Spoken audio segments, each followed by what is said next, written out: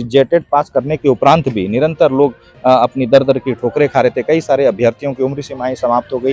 वो अपने हक और अधिकार, मैंने किसी को बाहर करने की नीति से और किसी को अंदर करने की नीति से कार्य नहीं किया।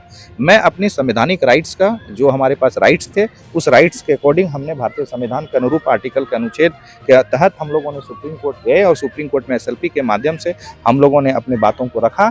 माननीय सर्वोच्च न्यायालय ने इन चीज़ों को सुनते हुए, समझते हुए एक ऐतिहासिक फैसला दिया। सीटेड अभ्यर्थी मिलते हैं, वो लोग कहते हैं कि एग्जाम में इतनी बड़ी त्रुटियां हुई हैं, कहीं ना कहीं एग्जाम जो है रद्द करवा के हम लोग रहेंगे, इस तरह की भी बातें आती हैं।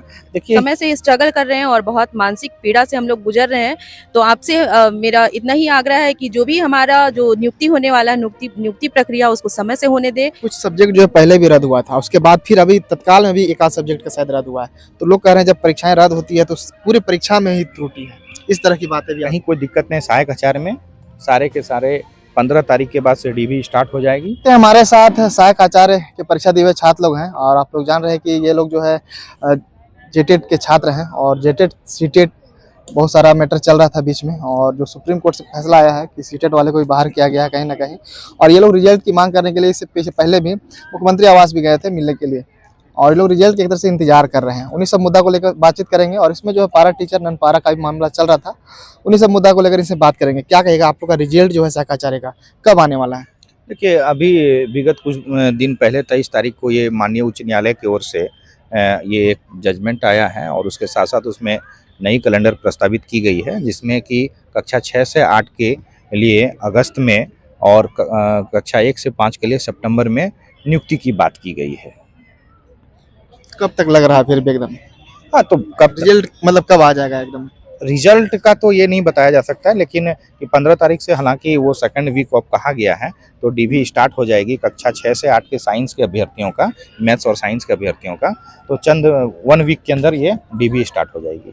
क्या कहेगा? 26,000 एक पोस्ट है इसमें, कुछ परीक्षाएं रद्द भी हुई है, उसका क्या होने वाला है? 26,000 कुछ परीक्षाएं रद्द हुई है, तो रद्द जो हुई है कैलेंडर में जेएसएससी ने प्रस्तावित कर दिया है कि उनके अगली माह से जो एग्जामिनेशन होने हैं कैलेंडर में दे दिया गया है। ये सारे बच्चे तैयारी करें अच्छे से और एग्जामिनेशन को फेस करें। जो आपके एग्जामिनेशन कैंसिल्स हो गए उनको एग्जामिनेशन से 1 माह के अंदर देंगे और उसके बावजूद भी आपके नियुक्ति अगस्त में हो जाएगी कक्षा 6 से 8 के, और कक्षा 1 से 5 के सितंबर में नियुक्ति हो जाएगी, ऐसा सरकार का कहना है। सरकार ने ऐसा एफिडेविट के माध्यम से कैलेंडर प्रस्तुत किया है उच्च न्यायालय में।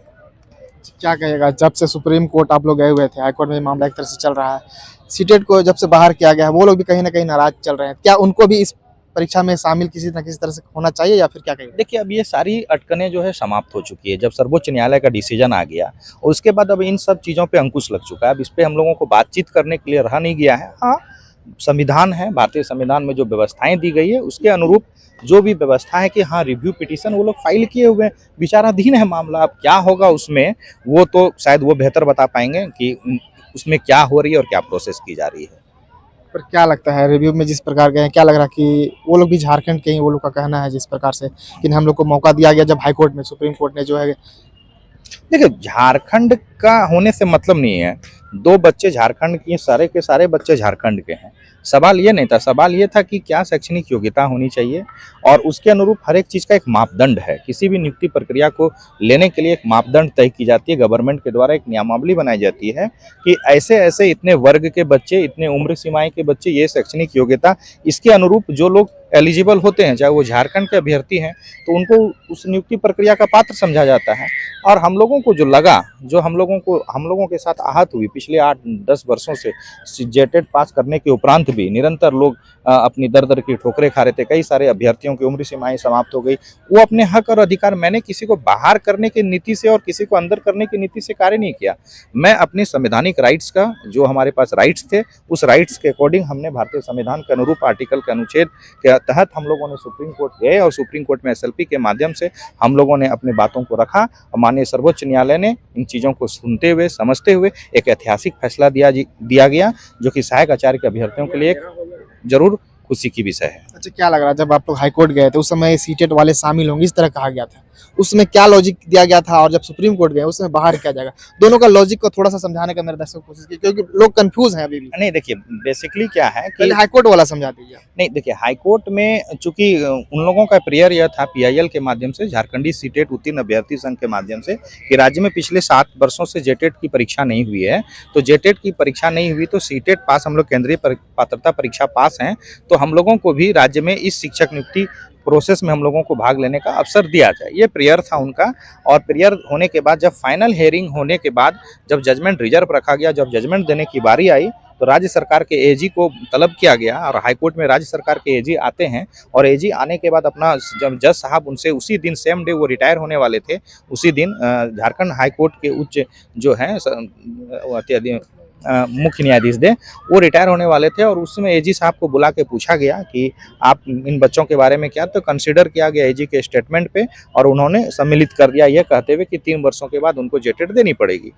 हम लोगों को लगा कि कहीं ना कहीं हम लोगों के साथ इनजस्टिस है, और सर्वोच्च न्यायालय में एक जो अवसर दिया जाता है कि जब आप अगर किसी भी हाईकोर्ट के जजमेंट से अगर आप संतुष्ट नहीं होते हैं तो सर्वोच्च न्यायालय जा सकते हैं, बस उन जजमेंट को हम लोगों ने चैलेंज किया वहाँ। तो ठीक है, वहाँ पर आप लोग जैसे चैलेंज किए तो वहाँ पे क्या कहा गया कि सीटेट वाले बाहर, उसका क्या लॉजिक दिया गया? लॉजिक देखिए, स्वाभाविक बात है, आपने ये कहीं सुना ही नहीं है कि अब उनको कहा जाता है कि आप पहले नौकरी कर लो फिर अपनी योग्यता सिद्ध करना। मतलब अगर 3 वर्षों में जेटेट लेना है और उनको एक अटेम्प्ट में जेटेट पास करना है, इसका तात्पर्य क्या है कि पहले नौकरी ले लो फिर अपनी योग्यता सिद्ध करना। मैंने इसी बात को फोकस किया, भाषा को बात को फोकस किया, बीच खेल में नियम नहीं बदला जा सकता उसको मैंने फोकस किया, और भी कुछ चीज़ें टेक्निकली उसमें डिफ़ॉल्ट थी, जो चीज़ हमको लगा, इन सारे बिंदुओं पे लेके हम लोग आगे बढ़ने का काम किए। कुछ बदलाव की बात की, कुछ सुनने में आता है कुछ बदलाव भी हुआ है परीक्षा में। क्या परीक्षा में बदलाव? कुछ अमेंडमेंट जैसे कि सुनने में जैसे आ रहा था, कुछ छात्र लोग बोल रहे थे। नहीं, नियमावली में बदलाव किया गया था बाद में। चूंकि जब हाईकोर्ट का जजमेंट आता है, जजमेंट आने के बाद सरकार ने सीटेट पास अभ्यर्थियों को उसमें सम्मिलित किया, सम्मिलित करने के बाद नियमावली बदलती है, और नियमावली बदलने के बाद उनको अलाउ किया जाता है। उन्हीं से संबंधित हम लोगों ने उससे कार्य किया था सुप्रीम कोर्ट में। अच्छा, क्या लग रहा है जो पारा टीचर का मामला था उनको जो है क्वालिफाइंग मार्क्स में छूट नहीं मिलेगा, इस तरह का भी कुछ मैटर आया था, उसके बारे में क्या अपडेट है? नहीं, पारा शिक्षकों का मामला सीधा सीधे, पारा शिक्षक जो हमारे बड़े भाई हैं, गार्जियन स्वरूप में 20 साल से स्कूल में अपनी सेवा दे रहे हैं, और अब हमको नहीं बच जाता है कि जब विद्यालय में वो खुद अभी पढ़ा रहे हैं और इसी वक्त फिर से वो परीक्षा दे के आएंगे, फिर उसी बच्चे को उसी विद्यालय में वो जब पढ़ाएंगे, तो हम इसके पक्षधर नहीं थे। वो लोग एग्ज़ाम बहुत अच्छा था, गवर्नमेंट ने उनके लिए जो कट ऑफ मार्क्स को हटा दिया गया था, ये बहुत अच्छी पहल थी गवर्नमेंट की। लेकिन अब कुछ जेटेट साथी, आप पता है कि आप लोगों को, हमारे साथ भी बहुत सारे कमेटी के लोग रहते हैं, जेटेट पास साथी हैं, सब लोग हमसे संतुष्ट नहीं होते हैं, कभी संतुष्ट होते हैं, कभी राह है, कार्यक्रम में सीट है, संगठन है, चलते रहते। कुछ अभ्यर्थी उससे संतुष्ट नहीं थे, उनको लगा कि नहीं हम जाके हाईकोर्ट में रखना चाहिए, वो समझ नहीं पाए हमको लगता है बेसिकली, और वो बहुत गलत काम किया, ये नहीं होना चाहिए था पारा शिक्षकों के साथ।